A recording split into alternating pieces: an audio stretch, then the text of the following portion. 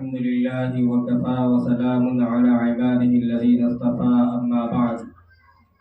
أعوذ بالله من الشيطان الرجيم بسم الله الرحمن الرحيم من عمل صالحا من ذكر أو أنثى وهو مؤمن فلنحيينه حياة طيبة صدق الله العظيم وقال رسول الله صلى الله عليه وسلم كلكم راع وكلكم مسؤول عن رعيته او كما قال صلی اللہ علیہ وسلم۔ محترم عزیزوں، میری ماؤں اور بہنوں اور عزیز طالبات، یہ جلسہ آپ کا صبح سے چل رہا ہے اور اب اختتام کو پہنچا ہے۔ ابھی آپ حضرات کے سامنے علم دین کی جو اہمیت ہے اور اللہ تعالیٰ نے جو مقام اور مرتبہ علم کو دیا ہے، اس کے تعلق سے قرآنی آیات کے حوالے سے احادیث رسول صلی اللہ علیہ وسلم کے فرمان کے مطابق آپ حضرات نے سماعت فرمایا، اور امید ہے کہ ہماری طالبات ان باتوں پر انشاءاللہ عمل پیرا ہوں گی۔ یہ مدرسہ، یہ جامعہ، یہ لڑکیوں کا ہے اور لڑکیوں کی تعلیم پر اس وقت بہت زیادہ زور دیا جاتا ہے۔ زور دینے کی وجہ یہ ہے کہ جب ایک لڑکی بن سنور جاتی ہے، زیور علم سے آراستہ ہو جاتی ہے، تو اس کے ذریعے سے پورا کنبہ، پورا قبیلہ سدھر سکتا ہے۔ اور اگر ایک بچہ علم دین حاصل کر لیتا ہے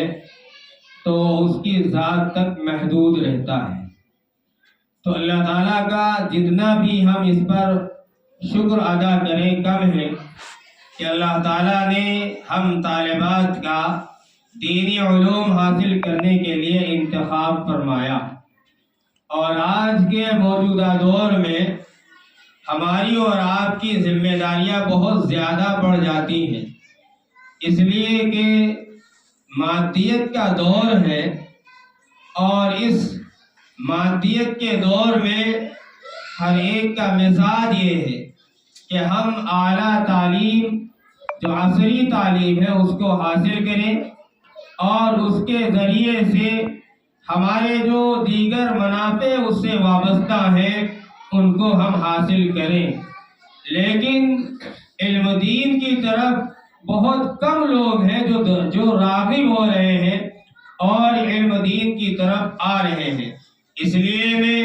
مبارکباد پیش کرتا ہوں ان تمام طالبات کا جنہوں نے اپنے لیے جامعہ کا انتخاب فرمایا، اور ان کے گارجین، ان کے والدین کو مبارکباد پیش کرتا ہوں کہ انہوں نے بہتی ہوئی گنگا میں نہ نہا کر اسلامی تعلیم سے اپنی بچیوں کو استوار فرمایا۔ اللہ تعالیٰ دونوں اعتبار سے دونوں کو قبول فرمائے۔ میری بچیوں، ہم تو مدرسہ کافی دنوں سے چلا رہے ہیں، جامعہ چلا رہے ہیں،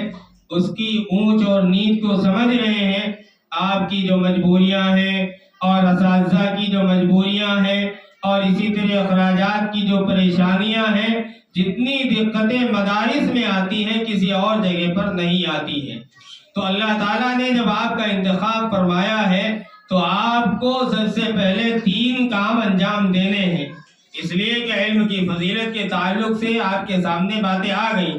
اب جب آپ نے اپنے آپ کو مدرسے کے حوالے کر دیا ہے تو 3 چیزیں آپ کو کرنی ہیں۔ پہلی چیز یہ ہے کہ ہم خوب مطالعہ کریں اپنے گھروں پر، جو سبق ہمیں اگلے دن پڑھنا ہے، ہمارے اساتذہ جو سبق پڑھائیں گے اس سبق کا خوب ہمیں مطالعہ کرنا ہے، اور کوشش یہ کرنی ہے کہ ہم کو اس کو لغت کے اعتبار سے، لغت کی مدد سے جتنا ہو سکے حل کرنے کی کوشش کریں۔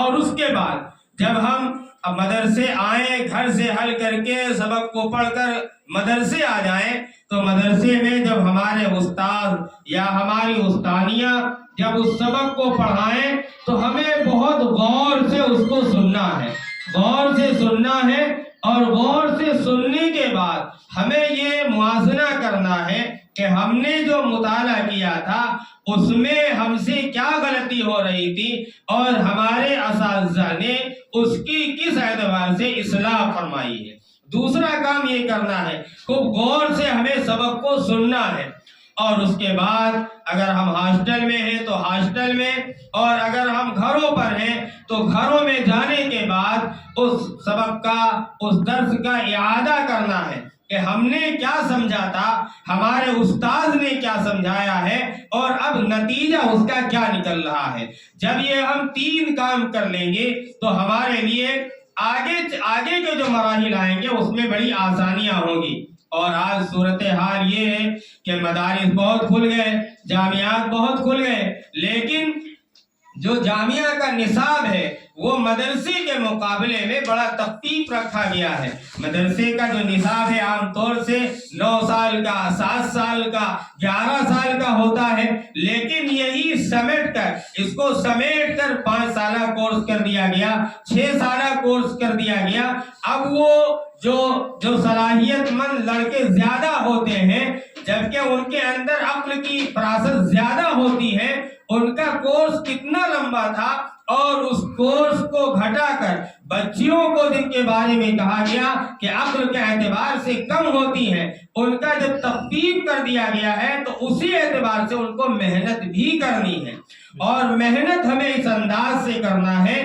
کہ ہم آگے کے جو مرحلے آئیں گے، گویا کہ فراغت کے بعد کا جو مرحلہ ہوتا ہے، ہماری یہ جو تعلیمی ہمارا جو سسٹم چل رہا ہے، اس میں تو ہمیں ایک ہنر سکھایا جا رہا ہے، اور ہمیں تالا کھولنے کی ایک چابی دی جا رہی ہے۔ جب یہ چابی ہمیں مل جائے گی تو ہم آگے کے جو تالے ہیں ان کو کھولنے والے بن جائیں۔ اس اعتبار سے ہمیں اپنی صلاحیت کو پروان چڑھانا ہے، اردو کے اعتبار سے، عربی کے اعتبار سے، دینیات کے اعتبار سے، قرآن اور حدیث کے اعتبار سے، ہر اعتبار سے ہمیں اپنے آپ کو اتنا مضبوط کرنا ہے کہ آگے کے جب مراحل آئیں، پڑھانے کے مراحل آئیں، یا میدان عمل میں جب ہم اتریں اور لوگوں میں درس و تدریس کریں، لوگوں میں وعظ و نصیحت کریں، تو کم سے کم ہم کتاب کے سہارے سے، لغت کے سہارے سے آگے کے مرحلے کو آسانی سے طے کر سکیں۔ یہ اتنی صلاحیت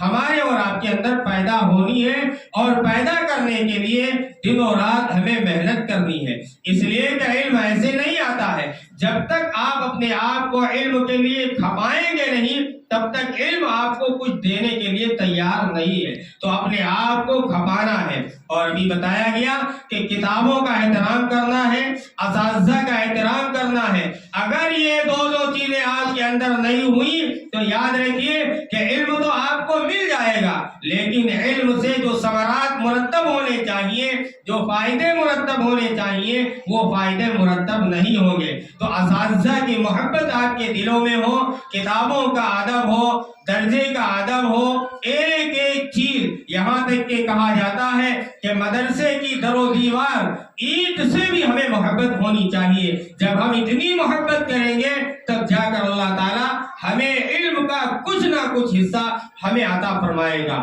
اور پھر اس کے بعد ہم جو آئے ہوئے، باہر سے جو آئی ہوئی خواتین ہیں، ان کے مابین کچھ باتیں عرض کرنا چاہتا ہوں۔ اور میں پہلی چیز یہ ہے کہ اللہ تعالیٰ نے جب آپ کو یہ موقع فراہم کیا اور آپ نے اپنی بچی کا داخلہ مدرسے میں، جامعہ میں کرایا ہے، تو آپ کی ذمہ داری ہے کہ آپ ہر اعتبار سے اپنی بچی کو تیار کریں۔ یہاں مدرسے سے جب گھر بچی جائے تو آپ اس کا موازنہ کیجئے، آپ اس سے پوچھئے کہ کیا پڑھا ہے، کیا پڑھایا گیا ہے، اور اس کے بعد پھر گھر میں وہ پڑھ رہی ہے یا نہیں پڑھ رہی ہے۔ یہ جو ذمہ دار ہے، والدین ہیں، یہ ان کو دیکھنا ہے۔ بچے کو گھر پر بٹھانا ہے، ان کو کتاب کھلوانی ہے، جو کچھ اساتذہ نے یاد کرنے کے لیے دیا ہے یا لکھنے کے لیے دیا ہے उस काम को वो देखे कि वो बच्ची कर रही है कि नहीं कर रही है। और इसी तरह उनके लाने ले जाने का एहतमाम, जैसा कि हमारे मदारिस, हमारे स्कूल और कॉलेजेस होते हैं, तो वहाँ तो हम अपनी बच्ची को भेजने के लिए मोटरसाइकिल से भेजने जा रहे हैं, मोटरसाइकिल से लेने आ रहे हैं, और जब मदरसे में बच्ची को दाखिल किया जाता है तो उसकी फीस का मसला होता है, उसके किराए का मसला होता है, हम किराया जल्दी अदा नहीं करते। कॉलेज में बच्ची पढ़ रही है, यूनिवर्सिटी में बच्ची पढ़ रही है, कॉन्वेंट में बच्ची पढ़ रही है, तो उसकी तालीम को आगे बढ़ाने के लिए हम दूसरे उस्ताद को घर पर ट्यूशन के तौर पर रखते हैं, और ये चाहते हैं कि हमारी बच्ची, हमारा बच्चा और ज्यादा इल्म के एतबार से तरक्की कर जाए, तो हम उसके लिए तो बड़ी तवज्जो करते हैं। लेकिन एक बच्ची, एक बच्चा जिसको मदरसे में डाल दिया गया, उसके लिए हमें कोई फिक्र नहीं कि उसके लिए अलग से असातिज़ा का इंतखाब किया जाए, या उसके अखराजात पर जो उसके अखराजात आ रहे हैं फीस के एतबार या गाड़ी के किराए के एतबार से उसको जिम्मेदारी के तौर पर अदा किया जाए। और कोशिश ये की जाए कि हर महीना शुरू होते ही उनकी फीस जमा हो जाए, और अगर एडवांस जमा कर दिया जाए तो बहुत अच्छी बात है, इसलिए कि मदरसे वाले जो कुछ आपसे लेते हैं वो आपके ऊपर खर्च करते हैं, आपकी बच्ची के ऊपर खर्च करते हैं। ये असातिज़ा हैं, इनकी तनख्वाहों का इंतजाम कैसे होगा? इसलिए वक्त पर फीस जमा करने की कोशिश की जाए। और ये जो गार्जियन हैं, इनकी बड़ी जिम्मेदारी है, इसलिए कि अल्लाह के रसूल सल्लल्लाहु अलैहि वसल्लम ने